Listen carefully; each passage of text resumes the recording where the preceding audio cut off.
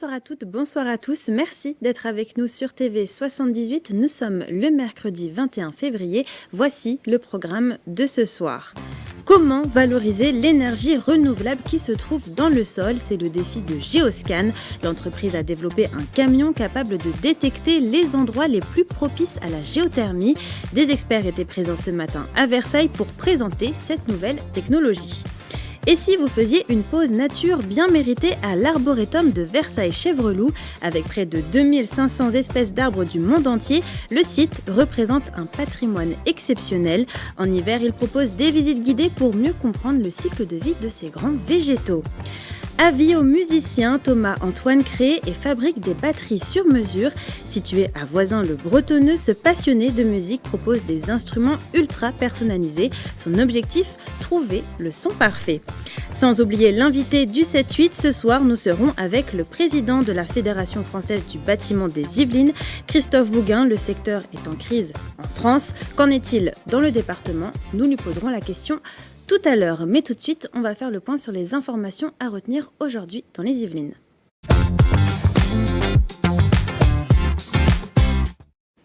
Et c'est avec vous Aurélie Lafay, bonsoir. Bonsoir. On commence avec une information concernant le corps retrouvé sur la RN12.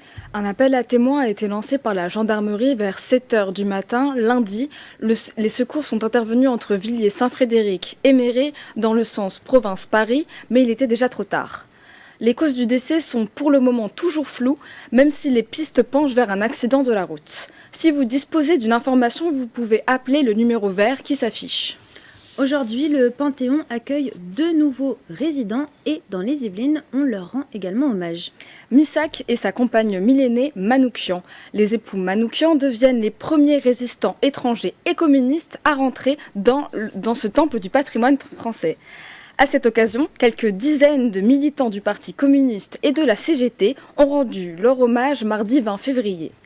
Le lieu de leur commémoration était hautement symbolique puisqu'ils se sont rendus à la rue du groupe Manoukian de Elancourt. Les élèves du collège Albert Einstein de Magny-les-Hameaux ont enregistré un hommage le 8 février en salle du conseil municipal pour la panthéonisation. On continue avec cette information importante sur la cybersécurité.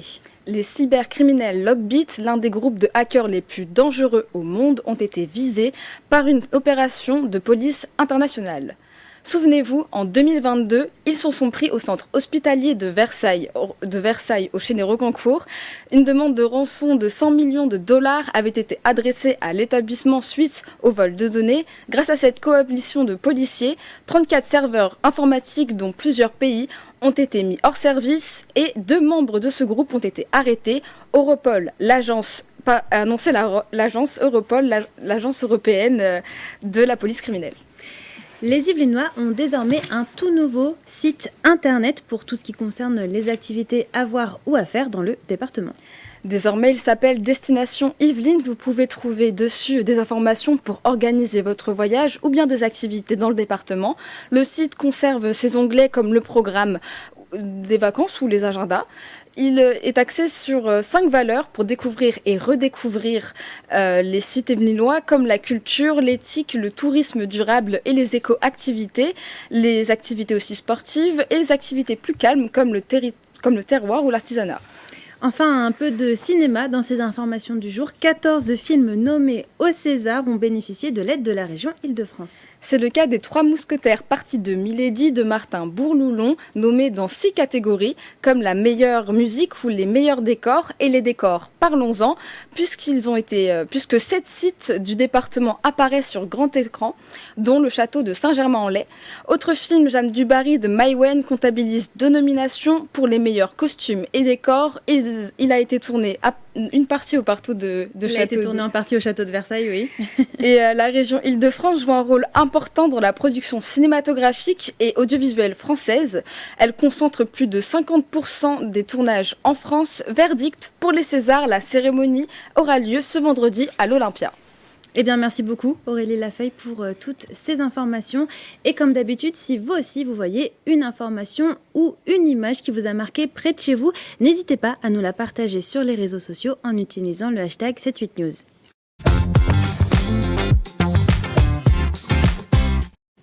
Dans l'actualité également, ce matin était présenté le projet Geoscan à Versailles. Il s'agit d'un camion qui analyse le sol à l'aide de vibrations. L'objectif, explorer l'énergie thermique présente sous nos pieds. Les explications de Patrick Jacques de Dixmude et de Gabriel Gontier. C'est un camion un peu particulier que vous pourriez bien voir circuler ces prochains mois dans les rues de Versailles. Ce camion vibreur, comme on l'appelle, fait partie de la campagne exploratoire du projet Geoscan.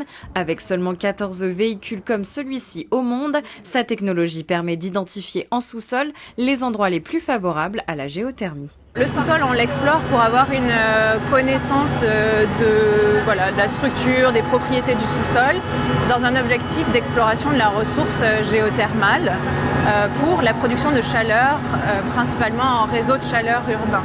Proposé par l'ADEME, la région Île-de-France et le service géologique national dans plusieurs communes, ce projet répond aux enjeux actuels de transition écologique. Aujourd'hui, on a besoin de doubler l'utilisation de la ressource géothermale pour tenir les ambitions de la France en matière de développement des énergies renouvelables. C'est une étude très importante qui va se déployer sur les mois qui viennent. Aujourd'hui, le territoire francilien accueille la plus grande concentration européenne d'installations de géothermie. Selon le maire de Versailles, ce dispositif permet d'exploiter les ressources géologiques sans dégradation du territoire. Versailles, tout le monde le sait, c'est une ville de patrimoine. Et donc, il faut que notre source d'énergie, elle soit la plus discrète possible. La géothermie, elle a toutes les qualités. D'abord, c'est une énergie renouvelable. C'est une énergie qui ne se voit pas parce que vous n'avez pas besoin de cheminée. C'est une énergie donc non polluante. Après une première démonstration ce mercredi, ce camion sera mis en circulation de nuit entre le 26 février et le 15 avril prochain. Parmi les communes concernées dans les Yvelines, Versailles, Jouarre-Pontchartrain, Plaisir ou encore Trappes. Ça y est, l'hiver est bien installé, les arbres ont perdu leurs feuilles et semblent endormis, mais c'est loin d'être le cas. Pour comprendre comment les arbres affrontent le froid, l'arboretum de Versailles-Chevreloup propose des visites guidées. C'est le reportage de Clara Defrutos et de Julien Leroy. Donc, ce sont des fleurs hermaphrodites, mâles et femelles. Le froid s'est installé mais la nature n'est pas endormie. À l'arboretum de Versailles-Chevreloup, une dizaine de curieux participaient à une visite commentée le dimanche 18 février. Ce site situé au Chêne-et-Rocancourt abrite 2500 espèces d'arbres venus du monde entier. L'objectif de cette balade pour le public, mieux comprendre le fonctionnement de ces végétaux en hiver. Malgré l'absence de feuilles, leur métabolisme est loin d'être à l'arrêt. On a un superbe frêne, mais ce n'est pas le seul, c'est le cas des chênes aussi, ont besoin du froid hivernal pour pouvoir effectivement débourrer au printemps, c'est-à-dire débourrer que les bourgeons puissent éclore. Vous avez aussi effectivement, quand vous avez des hivers très très froids, ça permet de limiter énormément de parasites. Si ça ne gèle pas, beaucoup de parasites continuent effectivement, s'endorment tranquillement, mais se réveillent au printemps et pullulent l'année suivante, ce qui peut faire beaucoup de dégâts comme pour les scolites par exemple. Au début des premières gelées, la sève majoritairement composée d'eau cesse de couler. L'arbre entre en dormance et l'écorce lui sert à se protéger. Une découverte sous la pluie qui n'a pas entamé l'enthousiasme des visiteurs. La nature, ça nous donne plein d'enseignements, qu'on en a besoin. Et moi, ça me régénère. Et voilà, je voulais voir où en étaient aussi les arbres, s'ils étaient en train de commencer à bourgeonner. Domaine de 200 hectares, autrefois territoire de chasse sous Louis XIV, l'arboretum de Versailles-Chevreloup fait partie du domaine royal de Versailles. Prochaine visite guidée pour les passionnés de botanique le dimanche 3 mars prochain. Au programme, le réveil de l'arbre et son renouveau avec l'arrivée du printemps. Direction à présent Voisins-le-Bretonneux depuis 10 ans. Répercussion créer des batteries sur mesure. Son fondateur, Thomas Antoine, associe la technologie avec l'artisanat français. Son objectif, trouver le son parfait pour chaque artiste. Une technologie qu'il a même fait breveter. Le reportage de Clara Defrutos. Donc là, en fait, on mélange du bois et du métal pour obtenir le son recherché. Trouver la bonne sonorité. Depuis une dizaine d'années, Répercussion crée des batteries sur mesure. Son ambition ? Proposer de nouvelles idées aux batteurs en combinant la technologie et l'artisanat français. Le plus important pour moi, c'est de développer une technologie qui inspire les artistes et qui leur permette de s'exprimer, parce qu'aujourd'hui, étant donné la pauvreté, l'inexistence totale de recherche en acoustique sur les instruments de musique et dans les batteries et percussions en particulier, ils sont condamnés à utiliser ce qu'ils ont toujours utilisé. Bois, plexiglas ou encore métaux, Thomas Antoine possède une grande collection de fûts pour fabriquer ses caisses claires. L'objectif ? Élaborer une harmonie sonore pour répondre aux besoins des musiciens. Une technologie brevetée. En travaillant sur ce phénomène de couplage de la peau qui vibre avec son environnement, eh bien, moi j'ai réussi à dessiner un circuit acoustique qui est complètement paramétrable et qui permet de faire le son sur mesure.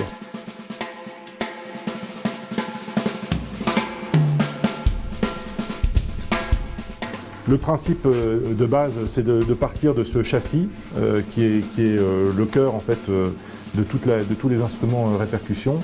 Ce châssis, en fait, c'est un pavillon radial, c'est-à-dire qu'en fait, il est ouvert, hein, il donne sur l'intérieur du fût, et l'écartement en fait entre ces deux flancs est donné par une pièce dont je peux modifier l'épaisseur. Et puis, de part et d'autre de ce châssis, on va venir poser un fût, enfin 2 fûts différents, qui sont de construction, d'épaisseur, de matériaux voulus par rapport au son recherché.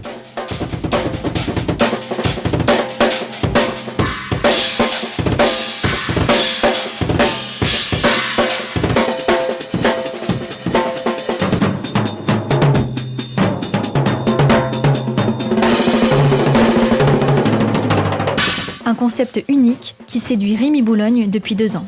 On est vraiment sur, en tout cas, une proposition d'instrument que moi, personnellement, j'ai jamais vu ailleurs. Et surtout sur le côté qu'on peut vraiment personnaliser un son. Enfin, pour moi, c'est vraiment une innovation de l'instrument. Ouais. C'est une évolution. Sa batterie du jour, l'association de 3 bois différents pour mêler plusieurs tonalités. On fait de la fusion, donc je voulais un mélange de fûts qui sonnent, mais en même temps qui ont une bonne puissance de son lorsqu'on la joue. Pour ces 2 tomes-là, c'est de l'acajou. Et c'est un petit peu plus chantant, je ne sais pas si vous entendez la différence. Il y a plus ce qu'on appelle d'harmonique dans celui-là. Rémi Boulogne n'est pas le seul à avoir été conquis par Répercussion. Des grands professionnels comme Stéphane Galland, batteur belge de jazz, ou encore Simon Goubert, premier batteur à avoir reçu le prix Django Reinhardt, utilisent ses caisses claires. Pour inspirer d'autres musiciens, Répercussion ne s'arrête pas là. De nouvelles batteries devraient bientôt prendre la mesure. Un mot de cinéma à présent dans votre 7-8, comme chaque mercredi.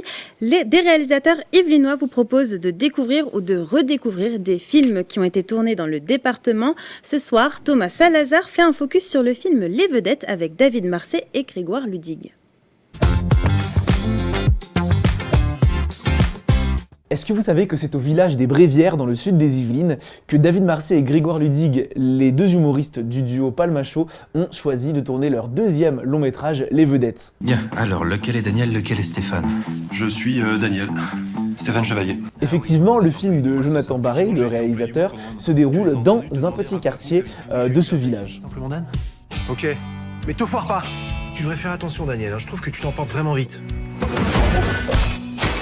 C'est aussi dans ce village qu'a habité pendant de longues années le couple d'acteurs Christian Clavier et Marianne Chazelle, aussi, pour l'info. Et d'ailleurs, je vous conseille vraiment de voir ce film parce qu'il a fait beaucoup moins de bruit que leur premier film, qui s'appelait La folle aventure de Max et Léon, mais il est tout aussi bien, voire encore plus drôle, avec une chanson mythique chantée par Grégoire Ludig, qui rentre beaucoup en tête.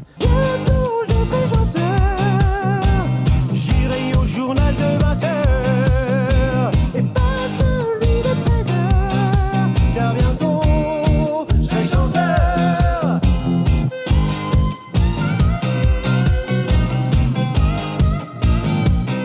À en faire pâlir Johnny Hallyday.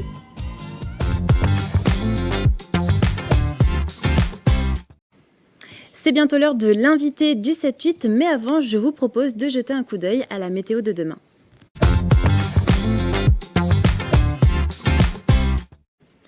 Demain matin, le ciel sera toujours aussi couvert dans les Yvelines. Prévoyez même des averses du côté de Versailles et de Rambouillet. Côté température, de la douceur. Il fera 11 degrés à Rambouillet, 12 à Versailles et Houdan et 13 à Mantes-la-Jolie. L'après-midi, la pluie gagne du terrain au niveau des températures. Pas de grands changements. Il fera en moyenne 12 degrés. Mais attention au vent. Météo France prévoit des rafales à plus de 80 km/h. Le département est d'ailleurs placé en vigilance orange à partir de 15h. Et demain, nous fêterons la Sainte Isabelle. C'est l'heure à présent de passer à l'invité du 7-8.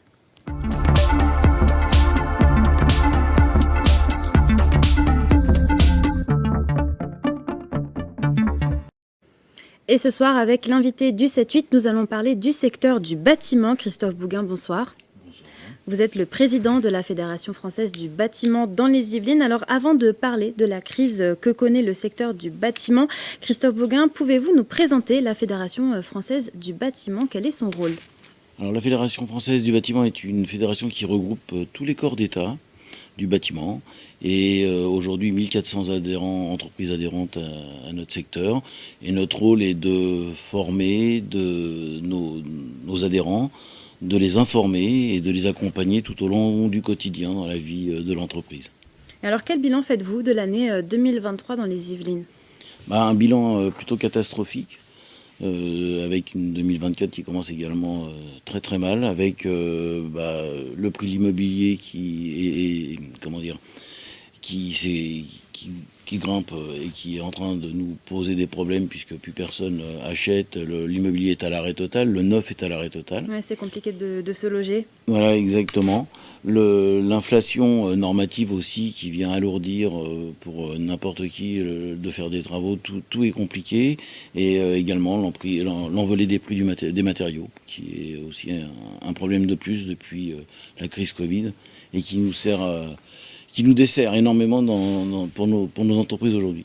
C'est une situation compliquée, catastrophique, malgré la venue des Jeux Olympiques dans les Yvelines. Il y a quand même 5 sites dans le département.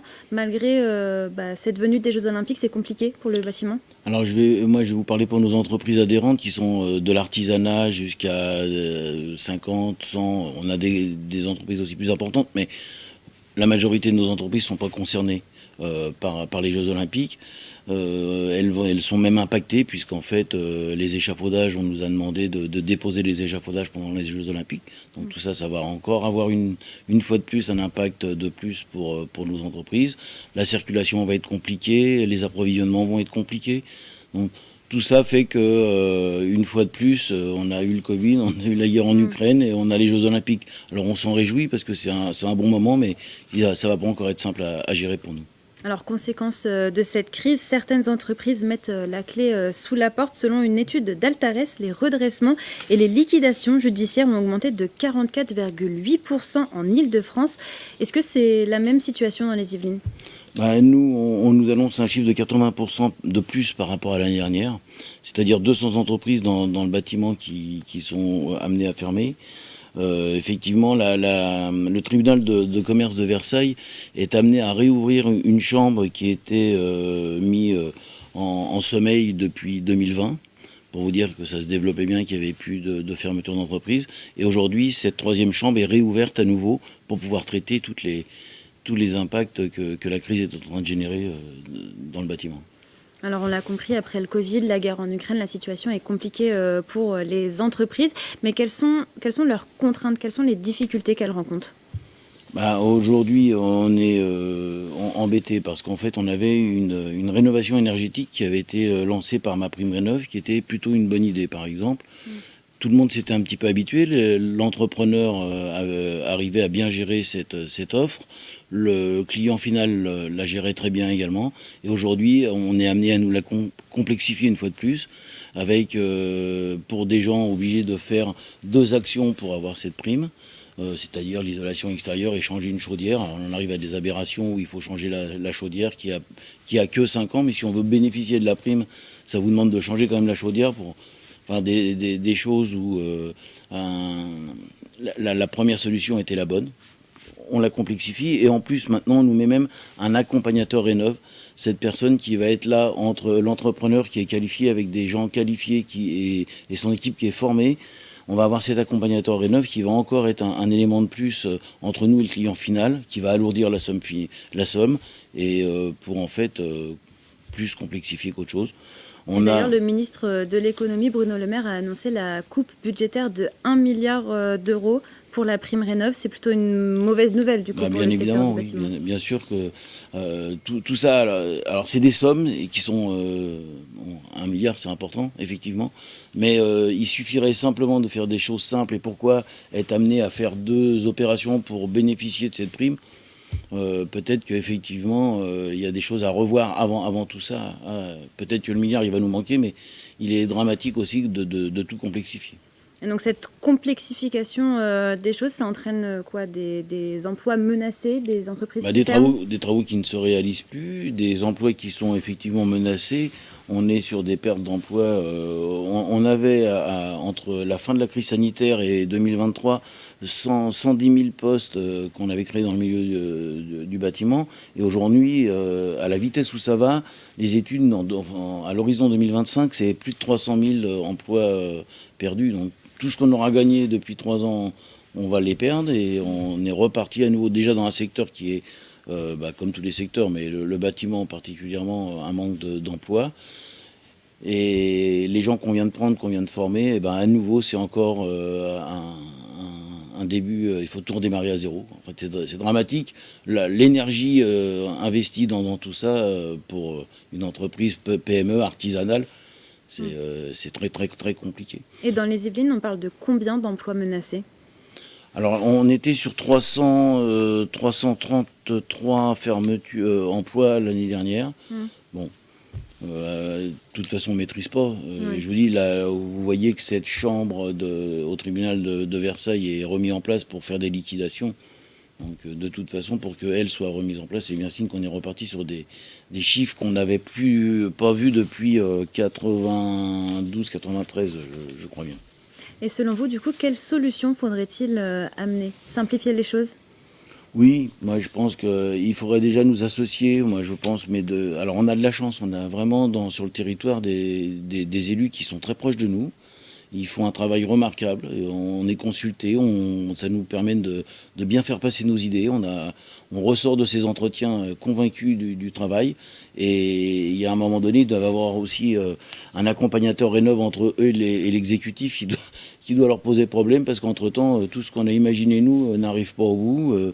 Une simplification en manière de rénovation énergétique, c'est urgent. La relance du PTZ, elle est primordiale. Le PTZ? Le PTZ, c'est le prêt à taux zéro, qui, lui, a été fonctionné très bien, mais maintenant, ils sont en train de le restreindre sur 93% des communes n'auront plus le droit à ça. Et voilà, donc tout ça fait que toutes les petits maillons qui avaient été mis en place depuis plusieurs années ont été défaits, et aujourd'hui on redémarre à zéro dans une crise très compliquée. Les énergies pour les entreprises, le gasoil, l'essence pour une flotte d'automobiles de 15 voitures dans n'importe quelle entreprise de chez nous.